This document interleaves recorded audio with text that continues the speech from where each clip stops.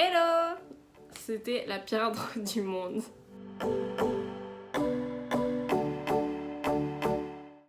Donc la semaine prochaine, à ce moment précis, je serai déjà à Tomorrowland pour le week-end 2 pour lequel j'ai pris mes places.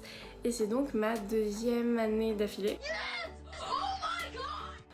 Pour cette année 2019, ils ont décidé de reprendre le même thème que 2012, qui était une année incroyable pour Tomorrowland, qui est donc The Book of Wisdom, le livre de la sagesse. Et c'est pour ça que, comme d'habitude, ils ont développé toutes les scènes, la treasure case qui contient notamment le bracelet, etc. autour de ce thème, des livres, de la bibliothèque. Donc je vous propose de faire l'unboxing de la case avec moi et ensuite je vous partagerai quelques tips, conseils et astuces que j'ai, que ce soit par rapport au camping ou à Tomorrowland, c'est-à-dire comment avoir des places, etc. Du coup, c'est parti pour l'unboxing. Alors cette année, ils ont décidé de nous envoyer un énorme coffret, très bien travaillé, énorme en hauteur et en poids, parce que vu que je suis acheteuse, j'ai reçu les coffrets de tous mes potes dans mon carton. Du coup, ça faisait un petit peu lourd, sachant qu'en fait, il y a un vrai livre à l'intérieur.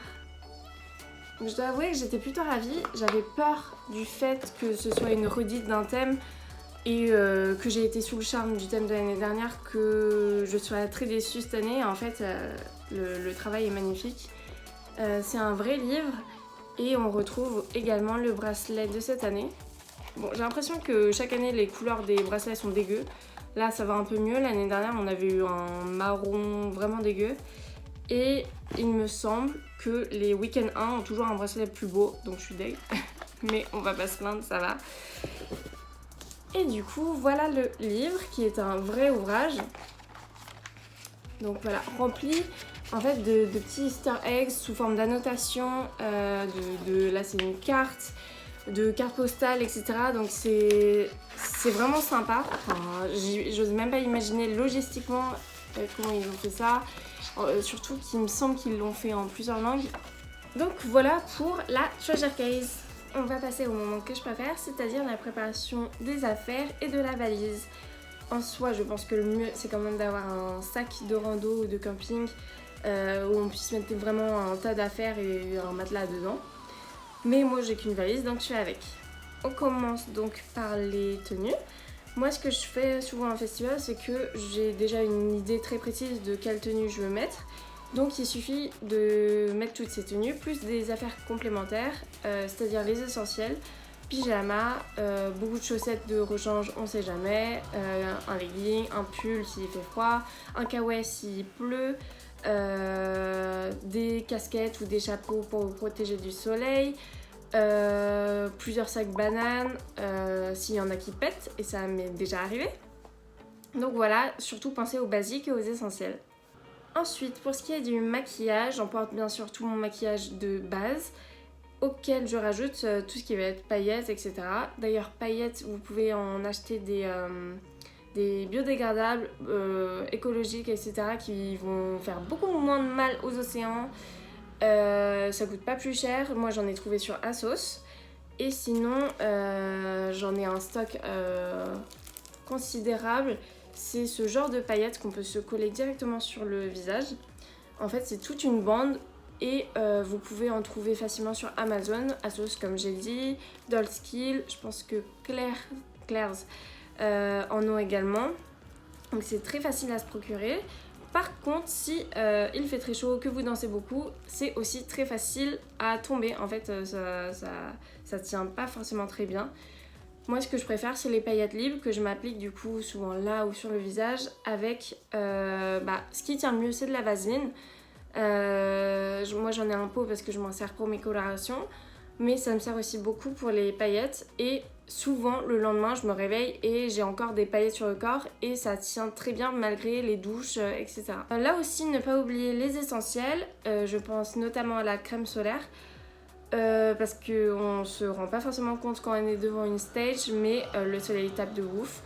Et protégez-vous le visage, mais le corps aussi. Dans les essentiels aussi, pensez à des bouchons d'oreilles. C'est très important pour protéger vos oreilles parce que la musique a tendance à être très très forte sur certaines stages. Ça vous empêchera pas du tout d'écouter la musique, mais par contre ça vous empêchera d'avoir des acouphènes le lendemain. Et ça c'est plutôt tout bénef.